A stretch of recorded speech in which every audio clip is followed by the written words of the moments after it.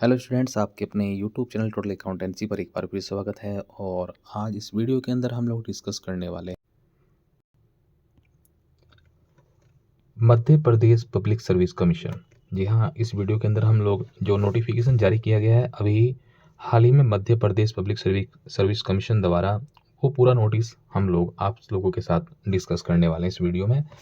जी हाँ, अगर आप लोग राज्य पात्रता परीक्षा 2024 में शामिल होना चाहते हैं तो ये विज्ञापन आप लोगों के लिए बहुत ज़रूरी है। इसे समझना कि क्या योग्यता है, कितनी एज है, वो सब बातें के अंदर हम लोग डिस्कस करेंगे। सब्जेक्ट वगैरह सब पॉइंटों को डिस्कस करेंगे और कौन आदमी है जो इस फॉर्म को भरने के लिए एलिजिबल नहीं है।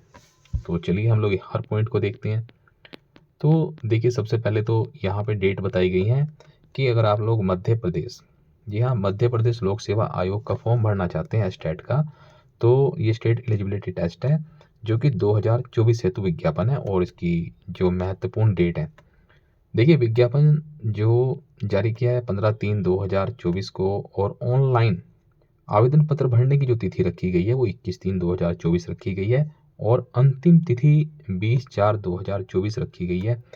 और उसके बाद अगर आपको अपने फॉर्म में कोई भी त्रुटि है, उसे सुधार करना चाहते हैं, तो उसके लिए जो लास्ट डेट रखी गई है वो 27/3/2024 से लेकर के 22/4/2024 तक है। उसके बाद अगर आप लोग विलम्ब शुल्क के साथ फॉर्म भरना चाहते हैं तो 21/4 से लेकर के आप लोगों के लिए 30/4 तक का टाइम रहेगा, और उसके बाद आपको फिर से करेक्शन का मौका मिलेगा। और अगर आप लोग यहाँ पे भी चूक जाते हैं फॉर्म भरने से तो फिर एक चांस और मिलेगा आपको, लेकिन फीस थोड़ा ज़्यादा लगेगी। तो और इसका करेक्शन इस वाली डेट में होगा, तो आप लोगों ने देखा। अगर परीक्षा की तिथि की बात की जाए तो परीक्षा की जो तिथि है वो अभी तक घोषित नहीं की गई है, उसका नोटिफिकेशन अलग से जारी किया जाएगा। और उसके बाद बात करते हैं हम लोग परीक्षा शुल्क की। आखिरकार ये जो मध्य प्रदेश अपना जो एग्ज़ाम है, स्टेट एलिजिबिलिटी टेस्ट, इसका शुल्क कितना होगा, तो यहाँ पे आप लोग देख सकते हैं मध्य प्रदेश के जो मूल निवासी हैं, ठीक है, उनके लिए कितना रखा गया है, 250 रुपये। तो आप लोग यहाँ पे देख सकते हैं अनुसूचित जाति, जनजाति, पिछड़ा वर्ग, ठीक है, इनके लिए कितना रखा गया, 250 रुपये प्लस 40 रुपये पोर्टल शुल्क वो अलग लगेगा। उसके बाद जो अन्य श्रेणियाँ जैसे जनरल कैटेगरी है या फिर जो मध्य प्रदेश के बाहर के निवासी हैं, तो उनके लिए जो शुल्क है वो 500 रुपये रखा गया है। और जब आप लोग त्रुटि करेंगे, ठीक है, तो उसके आपको 50 रुपये अलग से देने पड़ेंगे।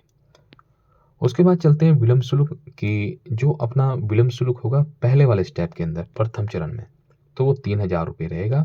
और त्रुटि में सुधार, अगर आप लोग कोई भी करेक्शन है फॉर्म के अंदर, तो उसके 50 रुपये एक्स्ट्रा लगेंगे। और उसके बाद सेकंड जो हमारी पेनल्टी है लेट फीस वाली, तब लगेगी 25,000 रुपये। जी हाँ, अगर आप लोग फॉर्म भरने से चूक जाते हैं तो आप लोगों को 25,000 रुपये देने पड़ सकते हैं। उसके बाद यहाँ पे लेट फीस के साथ साथ त्रुटि सुधार, अगर आप लोग करेक्शन करना चाहते हैं फॉर्म में, तो उसके 50 रुपये आप लोगों को एक्स्ट्रा देने होंगे। उसके बाद यहाँ पे कुछ महत्वपूर्ण बिंदु हैं। देखिए, एक बिंदु को हम लोग डिस्कस करेंगे। सबसे पहले क्या है कि यहाँ पे टोटल 20 सब्जेक्ट हैं, और जो पेपर हैं, पेपर 2 पार्ट में होंगे।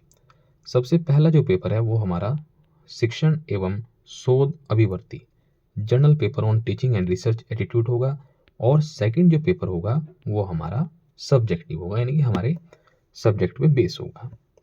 उसके बाद पूछा जाए कि अगर कि ये जो परीक्षा है किस प्रकार की होगी, तो ये MCQ बेस होगी, ऑब्जेक्टिव टाइप इसमें क्वेश्चन आएंगे।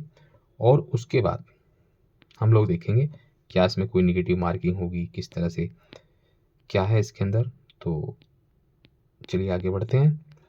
तो इसके लिए देखिए, सबसे पहले यहाँ पे दिया गया है कि जो कैंडिडेट इसके लिए अप्लाई करेंगे उनके पास कितनी परसेंटेज होनी चाहिए पीजी में। तो स्नातक के अंदर उनके पास कितनी परसेंटेज होनी चाहिए, 55, ठीक है। लेकिन अगर मध्य प्रदेश के अनुसूचित जाति हैं या अनुसूचित जनजाति पिछड़ा वर्ग है, ठीक है, क्रीमी लेयर को छोड़कर, या फिर दिव्यांग है, उनके लिए 50% है। और उसके बाद हम लोग चलते हैं आगे। तो यहाँ पे कुछ आरक्षण संबंधी पॉइंट दिए हुए हैं। उसके बाद हम लोग चलते हैं। देखिए कि जैसे हमने एग्ज़ाम दे दिया, तो एग्ज़ाम देने के बाद हमारे पास कम से कम कितनी परसेंट होनी चाहिए कौन लोग हैं जो क्वालिफाइड होंगे, तो अगर आप जनरल कैटेगरी से हैं, ठीक है, तो आप लोगों के 40% होने चाहिए कम से कम, दोनों पेपर में मिला करके, दोनों प्रश्न पत्रों में अर्जित प्राप्तांक मिला करके कुल आपके पास कितना होना चाहिए, 40%। लेकिन अगर आप लोग पॉइंट नंबर 2 में देखिएगा, अनुसूचित जनजाति या फिर अन्य पिछड़ा वर्ग से, तो या फिर दिव्यांग है कोई भी बच्चा, तो उसके लिए जो मिनिमम क्राइटेरिया रखा गया है पास होने का वो 35% है। आई होप कि ये परसेंटेज आपको समझ में आ गई होगी।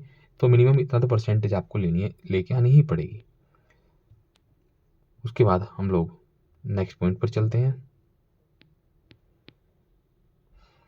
देखिए यहाँ पे जो दिया गया है, सेंटर दिया गया है कि आखिरकार कौन कौन सी ऐसी सिटी हैं जहाँ पर सेंटर बनाए जाएंगे, कौन कौन से ऐसे शहर हैं। तो इंदौर है, भोपाल, ग्वालियर, जबलपुर, रीवा, सतना और सागर, उज्जैन और नर्मदापुरम, शहडोल, खरगोन और रतलाम, ये एग्ज़ाम सेंटर रहेंगे जहाँ पर आपकी परीक्षा होगी। और उसके बाद हम लोग देखते हैं जो अपना एग्ज़ाम का जो प्लान है वो कैसा रहेगा। तो एग्ज़ाम हमारा जो है ऑफलाइन होगा, 2 प्रश्न पत्र होंगे, एग्ज़ाम ऑब्जेक्टिव टाइप होगा, और उसके बाद जो फर्स्ट पेपर होगा उसमें 50 क्वेश्चन होंगे, एक क्वेश्चन 2 नंबर का होगा, इस तरह से 100 मार्क्स।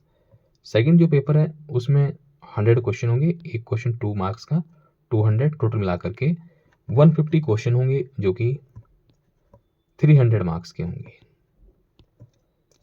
ठीक है। तो ये और समय जो रहने वाला है वो 3 घंटे, यानी कि 180 मिनट आप लोगों को इस एग्ज़ाम के लिए मिलेगी। देखिए जो टिप है, ये टिप आप लोगों के लिए बहुत इंपॉर्टेंट होने वाली है, क्योंकि टिप में एक ऐसा पॉइंट है जो कि आप लोगों को सभी को पता होना चाहिए। पहले तो क्या है कि आप लोग एक ही सब्जेक्ट से अप्लाई कर सकते हैं। दूसरा इसमें दिया गया है कि जो बच्चे, जिन अभ्यर्थियों ने विगत वर्ष, ठीक है, 2024 से पूर्व यूजीसी नेट, ठीक है, विगत वर्षों में 2024 से पूर्व नेट या CSIR मध्य प्रदेश सेलेक्ट जिस विषय में प्रमाण पत्र प्राप्त कर लिए हैं, मैं पुनः उसी विषय में मध्य प्रदेश राज्य पात्रता परीक्षा 2024 हेतु आवेदन न करें। जी हाँ, इसमें ये पॉइंट थोड़ा सा अलग है जो कि आप लोगों को समझना पड़ेगा। जिन अभ्यर्थियों ने विगत वर्षों में, यानी कि पिछले वर्षों में नेट और CSIR या मध्य प्रदेश के स्लेट या सेट वगैरह जिन विषयों में प्रमाण पत्र प्राप्त कर लिए हैं, वे पुनः उसी विषय में मध्य प्रदेश राज्य पात्रता परीक्षा के लिए आवेदन नहीं करेंगे। ऐसा पाए जाने पर उन पर दंडात्मक कार्रवाई या 5 वर्षों तक आयोग द्वारा आयोजित किसी भी परीक्षा से आपको वंचित किया जा सकता है। तो आप लोग बिल्कुल देखिएगा, इस पॉइंट को समझिएगा। ये पॉइंट आप लोगों के लिए बहुत ज़रूरी है और ये आपके लिए इम्पोर्टेंट भी है। तो इस वीडियो में इतना ही, और फिर इसके बाद जो भी कोई अगर आपका डाउट है तो आप हमें कमेंट करके बताइएगा, और जो भी नई जानकारी होगी वो आपको मिल जाएगी, ठीक है। तो आप लोग चैनल को लाइक और सब्सक्राइब जरूर कीजिएगा। इस वीडियो में इतना ही, नई वीडियो में नई जानकारी के साथ फिर मिलेंगे, ठीक है। Thanks for watching.